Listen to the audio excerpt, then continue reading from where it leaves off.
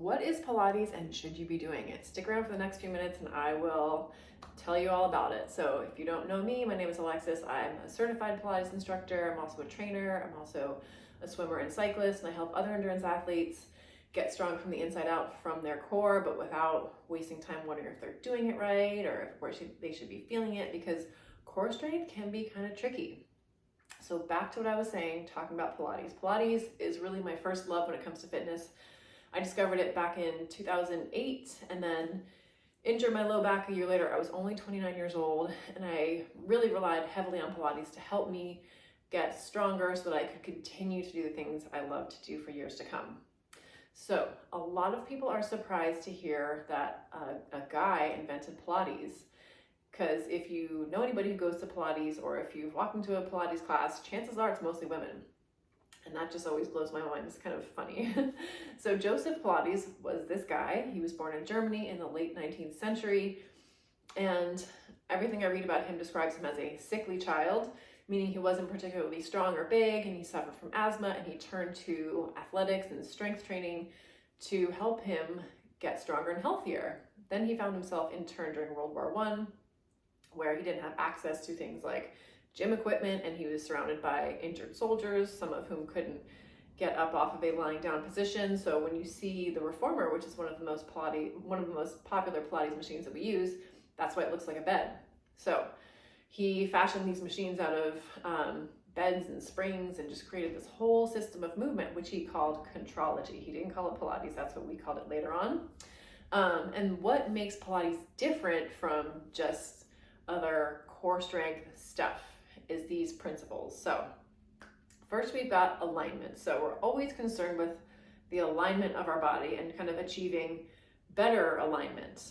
Next we've got breathing. So breathing is huge. Other modalities such as yoga also employ breathing. We do it differently in Pilates, and it's so powerful because a lot of people don't realize that your core muscles are actually also breathing muscles. We use these muscles to breathe. And so we have to breathe in a particular way in order to activate and strengthen these muscles. And once you learn this, it's just mind-blowing, and it will change what you thought you knew about core strength. Okay, so next we've got centering. He was so ahead of his time because here we are talking about core strength, and he was talking about it in 1900 something. He called this part of your body your powerhouse, your lumbar spine, your pelvis, and the muscles that attach those things. And his idea was that if you could strengthen the center of your body, that would strengthen your whole body. And he couldn't be any more correct about that, especially as athletes, right? If we have a strong center, we can propel ourselves forward, faster, better.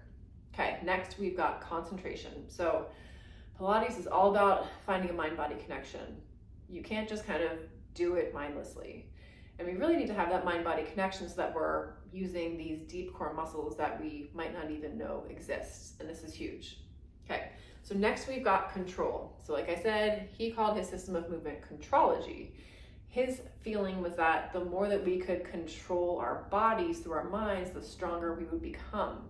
The stronger our movements are, the more intentional. And again, he couldn't be any more correct about that. Okay, so next we've got dynamic flowing movement. So as we progress through exercises and we get to more advanced exercises and we're moving our whole body, we want to move in a way that's dynamic and we're flowing from one movement to the next. So there's a little bit of similarity with yoga, but it's different. But again, he drew on a lot of different types of exercise to create his own system. So next we've got stability. And again, so ahead of his time, because we talk about the importance of core mobility and also stability. So we've got to be able to move ourselves, but we also need to be able to be strong enough to stabilize ourselves when we need to. And that's the essence of core strength. Okay, finally, we've got total body integration. So whenever we're doing Pilates, every part of the body is involved, from the top of your head to the tips of your toes, even if you're just lying on the floor. And that's also what makes it so powerful. So those are the principles. And I will point out that nowhere is it getting six-pack abs or a beach body, because Pilates is so much more deep and meaningful than that. You might get those things as a byproduct, but that's not the goal. And it's also not the main result. But the main result is having this deep connection to your body, being able to control it, being able to move it. And it's just incredibly powerful. And that's why it's always the basis of what I teach. So some teachers teach strictly classical Pilates, the classical order as Joseph intended.